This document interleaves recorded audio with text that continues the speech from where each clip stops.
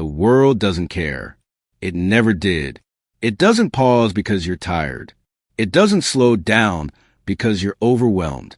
It doesn't adjust the scoreboard because you had a rough childhood, a bad relationship, a broken heart, or a mind that sometimes feels like it's working against you. The world is not cruel. It's indifferent. And indifference is colder than cruelty. Cruelty at least looks at you. Indifference walks past your pain like it's background noise. Out there, life is moving. Deals are being made. Bodies are being built. Skills are being sharpened. Dreams are being chased at 4 a.m. in silent rooms you'll never see. Meanwhile, you're here, in the stillness, in the strange, heavy pause your life has been stuck in. It's not dramatic enough to call a tragedy. Not painful enough to call rock bottom. Not good enough to call living. Just stuck. A quiet drifting. A dull existence where days blur together so smoothly you can't remember what you did 3 days ago. Or 3 weeks ago. The calendar moves. Your life doesn't. You wake up tired. You scroll. You consume. You distract. You sleep. Repeat. And somewhere inside you, there's this low, constant discomfort, like background static in your chest. Not loud enough to panic you, but never quiet enough to let you rest. Because deep down, you know you're built for more than this. You know this version of you is a watered-down copy, a low-resolution life, a dimmed-out version of your real potential. And that's the worst kind of pain, not failing at full speed, but decaying at low speed. You don't crash. You fade. Your dreams didn't explode. They evaporated. Slowly. Quietly. One compromise at a time. You didn't mean for this to happen. No one wakes up and says, "Today, I begin my slow surrender." But that's what happened. And now you're standing in emotional rubble, not of a disaster, but of neglect. Neglected discipline. Neglected ambition. Neglected self-respect. Your life didn't fall apart. You let it drift apart. And the silence around you right now, that's not peace. That's potential and used. That's the sound of a life on pause. We start here. Not at success. Not at motivation. Not at the comeback montage. We start in the dirt. Because nothing real is built on denial.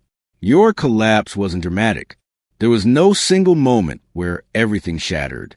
No explosion. No public humiliation. No movie scene failure. That would have been easier, because big disasters wake people up. Yours was worse. It was quiet. It was gradual. It was comfortable. Your collapse felt like relief. That's why you didn't notice it. It started small. A morning where you hit snooze instead of getting up. You told yourself, "I need rest." Fair. Then it happened again. Then again. Soon, morning stopped being a launch pad and became a hiding place. The days started late, rushed, reactive. You didn't begin your days with intention. You began them behind. And starting behind changes how you move. You rush. You cut corners. You avoid hard things because you already feel off. That's how erosion begins. Not through destruction, through misalignment.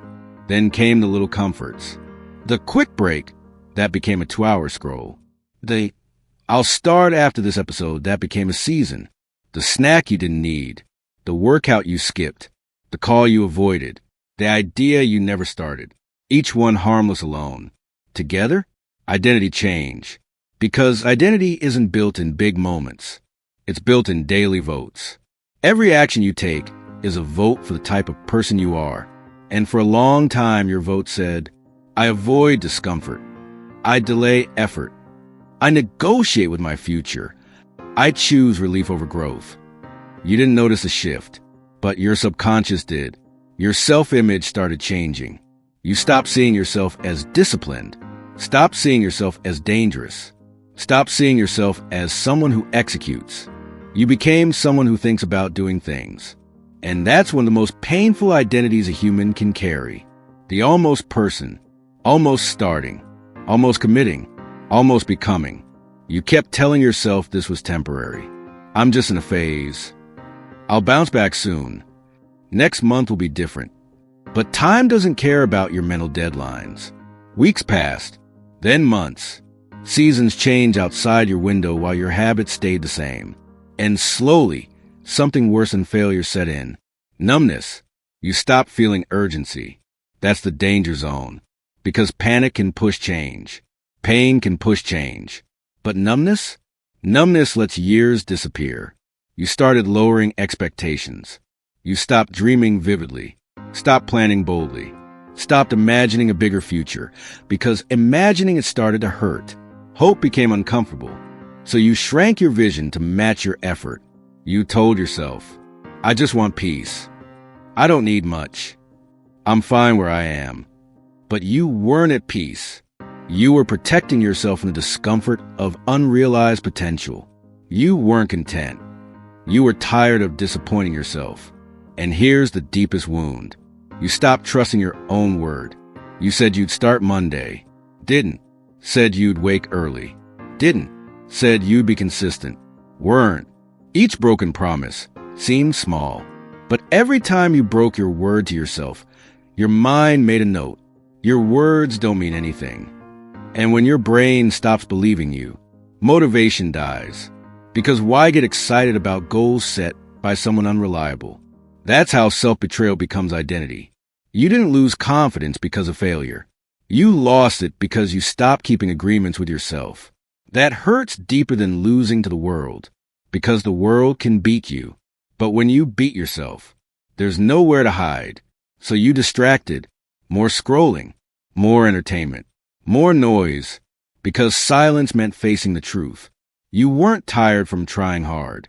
You were tired from avoiding the life you knew you should be building. That kind of tired hits the soul. And now here you are, not destroyed, but disconnected from discipline, from hunger, from that sharp, focused version of you that once felt inevitable. The fire didn't go out in one storm. You stopped feeding it, little by little, until the coal felt normal. This is the true beginning of a comeback. Not hype, not music swelling, but brutal awareness. Because once you see the pattern clearly, you can't unsee it. And once you stop lying, you can finally rebuild. This is the part nobody posts about. No quotes, no hype music, no new me announcement, just silence. Because after the collapse is understood comes the uncomfortable truth. Your environment helped build the version of you that fell apart. The people, the routines, the noise, the constant access to distraction, the conversations that go nowhere, the endless consumption that feels productive but changes nothing. You can't rebuild in the same atmosphere that weakened you. So something has to happen that feels unnatural in a world addicted to visibility. You pull back, not out of sadness, out of strategy. You begin to disappear from places that kept you average. Fewer messages, fewer explanations, fewer appearances. At first, it feels strange, almost like guilt. You think, am I being distant? Will people misunderstand? Shouldn't I stay connected? But here's what you realize. You weren't connected. You were available. Available to distractions. Available to interruptions. Available to drama. Available to everyone except your future. Isolation isn't about rejecting people. It's about protecting your attention, the most valuable currency of your life. Because attention is creative power. Where your attention goes, your identity grows. And for too long, your attention has been rented out to nonsense. So the isolation phase begins with subtraction. You stop filling silence with noise. You sit in quiet rooms. And that's when something uncomfortable happens. Your thoughts get louder. You start meeting yourself again. No scroll to escape. No video to drown it out. No conversation to avoid it. Just you and the truth. At first, the mind resists. It brings up old regrets, embarrassing memories, missed opportunities. It tries to push you back to distraction because stillness exposes gaps. But you stay, and slowly, the noise in your head begins to organize. You start seeing patterns. You notice how your energy rises and falls. You see which habits weaken you. You realize how much of your life was reactive instead of intentional. Isolation sharpens awareness. You also begin controlling your inputs, what you watch, what you read, what you listen to, who you talk to. You stop feeding your mind junk. Because your mind has been inflamed for years, overstimulated, scattered, restless. Now you give it clean fuel, long focus sessions, learning instead of scrolling, skill building instead of consuming opinions. At first, focus hurts. Your brain is used to dopamine every 10 seconds. Now you're asking it to stay on one task. It rebels. You feel restless, bored, uncomfortable. Good. That discomfort is detox. You are reclaiming mental control. Then comes routine. You don't wait to feel ready. You move by schedule. Wake up, work, train, learn, rest. Same structure. Every day. Boring? Yes. Effective? Absolutely. Because routine removes negotiation. And negotiation is where weak decisions happen. In isolation, your identity stops being shaped by mood and starts being shaped by discipline. Your social world shrinks, but your inner world expands. You start building a private confidence. The kind that doesn't come from compliments. The kind that comes from evidence. You did what you said you would do. No one clapped. But you know, and that knowledge changes posture. It changes how you walk, even alone. You also learn something crucial in this phase. Loneliness and solitude are different. Loneliness says, I'm missing something. Solitude says, I'm building something. And slowly, isolation stops feeling like loss.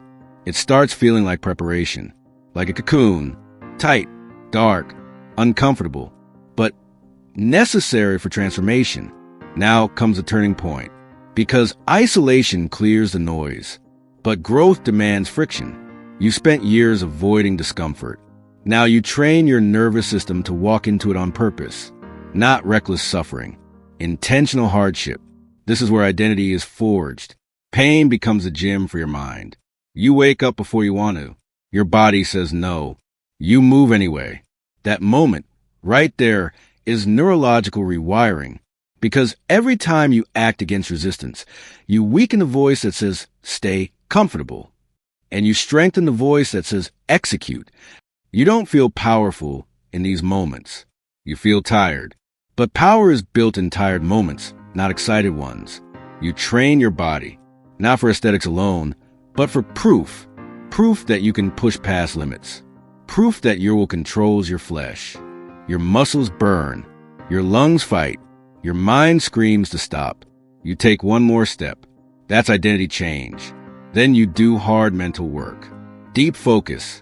No multitasking. You sit with one task until it's done. Your brain aches.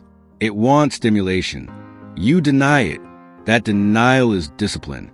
Discipline is delayed comfort. And delayed comfort is strength. You start choosing difficult conversations instead of avoiding them. Difficult decisions instead of easy escapes. You feel fear and move anyway. This is how courage is built. Not by eliminating fear, but by acting while it exists. You begin to see pain differently. Not as punishment, but as feedback. Pain shows you edges. And edges are where growth lives. You learn that most limits you felt were not physical. They were emotional discomfort thresholds. You just weren't used to staying in discomfort long enough to break through.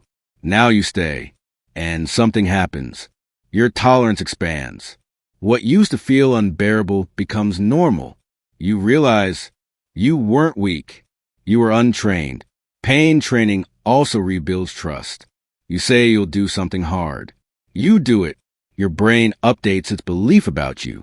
Self-trust returns. And with self-trust comes confidence that doesn't need validation. You stop chasing motivation because you understand motivation is a mood. Discipline is a system. And systems don't care how you feel. You also notice something subtle. Your emotional reactions stabilize. Because hard things daily make small problems feel small. Stress tolerance rises. You become less reactive, more grounded. People may call you intense. But really, you're just no longer fragile. Pain has carved emotional endurance into you. And one day, you realize something powerful. The life you feared is easier than the life you were living before. Because avoiding growth is exhausting. But moving forward, even painfully, feels clean, direct, honest. You're no longer running from discomfort. You're using it as fuel. And that's when you cross an invisible line.